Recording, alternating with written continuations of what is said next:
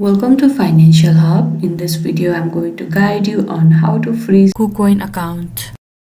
For that, make sure you already are logged into your account, whether using your application or your web browser. Here I am opening web browser using www.kucoin.com.login.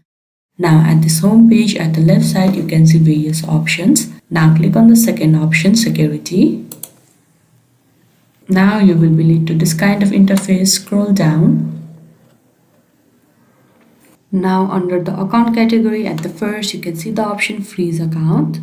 You need to click on this freeze option.